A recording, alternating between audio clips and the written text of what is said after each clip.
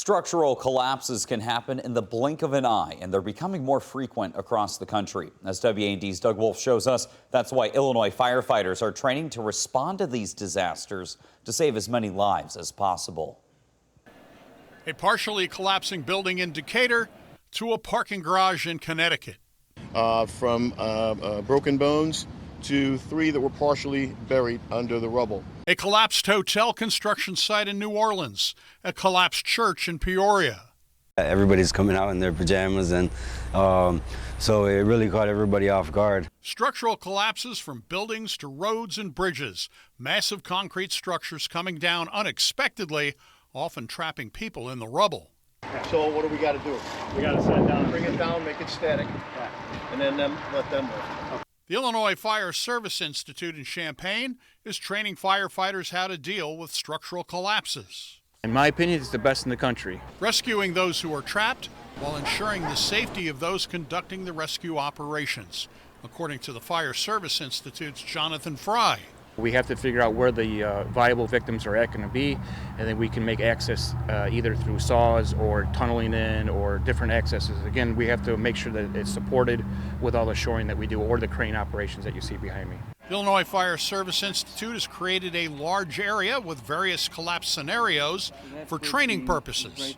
Training which has paid off in several cases. Training includes simulated collapses. Several real live incidences have been directly successful due to the training they've received here. We do have floors that will actually move in here if the students do not shore properly or do their proper assessment of the building. The training so detailed, firefighters come from throughout Illinois and other regions of the country.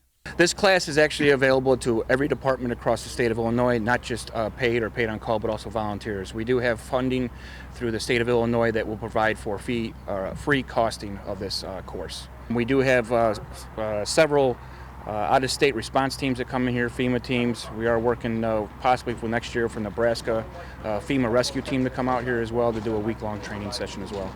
This training teaches firefighters how to lift a large piece of concrete off of a car, similar to what they might find in a bridge collapse. And during the bridge collapse, that's kind of what they had to go through. In more recent events, there has been responses across the state and even in the Chicago that has directly related to the rescues. As we showed you earlier, a parking garage had a partial collapse in Connecticut.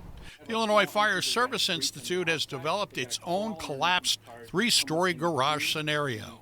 Different types of vehicles can be used to train on, from buses, cars, SUVs, and semis. Semi-trucks, we can load different types of product in there to simulate either a hazmat, radioactive, gasoline. We also have different types of vehicles in there too, minivans. Even scenarios for rescues involving a couple of passenger CTA trains like those used in Chicago. One is stationary, again, one can move, again, different objectives. We are taught how to move a train if need be, or lift the train, depending on what the situation is going to be. While training involves a lot of heavy construction materials and concrete, there are scenarios involving smaller buildings with lighter materials. The first level, which is right behind us, is the operations level, which is all wood frame and like cinder block construction. It's a total of about 80 hours they'll go through.